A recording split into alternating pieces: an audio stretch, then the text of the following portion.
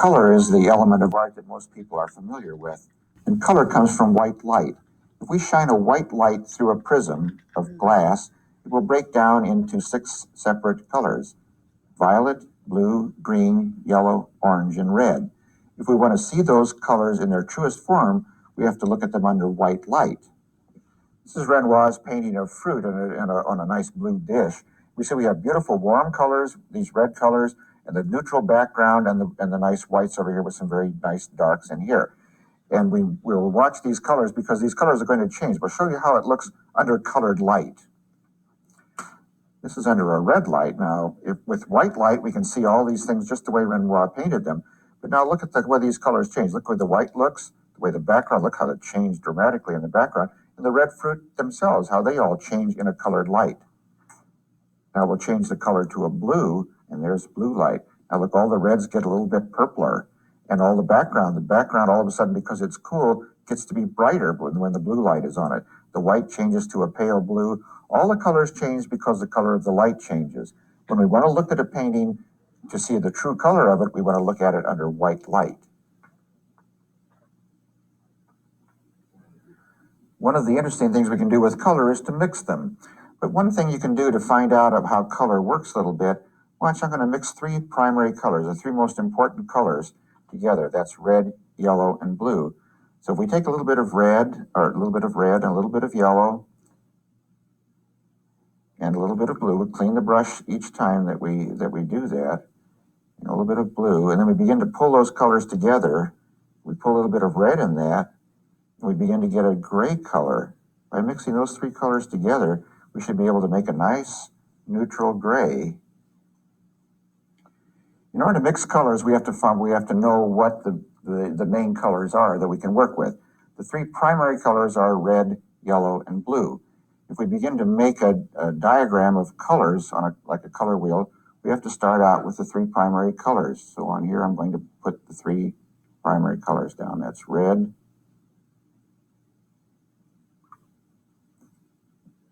and yellow. Now there's 12 spaces on this color wheel, so we can arrange this any way that you want, really. Red, yellow, and blue, and we're taking them right out of the watercolor tray. Now, if we wanted to get the colors that are going between those, we'd have to mix these primary colors together. In actuality, all colors that we see almost can be mixed with these 3 primary colors. Those are the 3 primaries. If we mix red and yellow together, we'll get orange. Here's a little bit of red, a little bit of yellow. If we want to make intermediate colors, there are 3 secondary colors also: orange, green, and violet.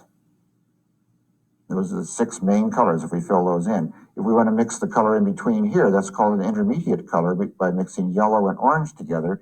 Here we have a little bit of orange, we mix a little bit more yellow with it, and we get a yellow-orange. And we can put that in the color wheel here. If we do that all the way around the color, all the way around this, the diagram, we'll end up with what we call a color wheel.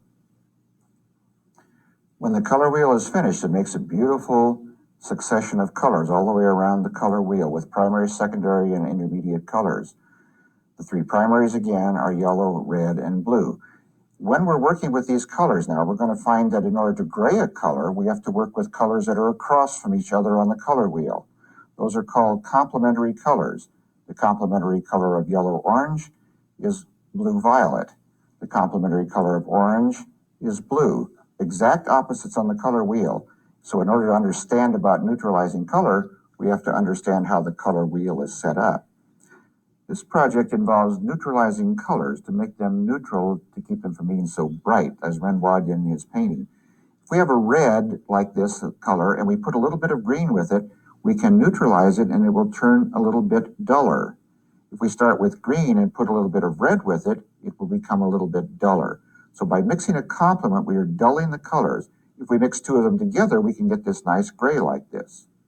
If we start with orange, and we're beginning to have the orange color over here, and we're going to put a little bit of blue with it, just a little, not a whole lot, just a little bit, so we just neutralize it. See what that does? That makes that color not quite so bright anymore. The orange is not so intense.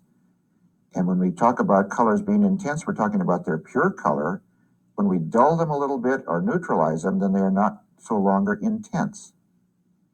There's an orange that's got a little bit of blue mixed with it. If we start with the blue, let's clean the tray off over here. If we start with the blue, clean the brush out, and mix a little bit of orange with it, it will do the same thing. See, it changes that color so it's no longer such a bright blue. See, then that blue, we'll put a little bit more blue in with that. That blue turns duller. It's not quite so bright anymore, and it's been neutralized, so it's not any longer a bright blue color. If we mix these colors all together, the blue and the orange, put a little bit more orange in there with it, a little bit of blue, then we can make a very neutral color right in the middle. See, that really is very neutralized, and neither hardly looks either blue or orange. It looks very gray, as a matter of fact, which is just the way it should look. But what we've done now in this chart is to take intense colors on the outside, mix a little bit of the complements with it, and end up with a very neutralized color in the middle.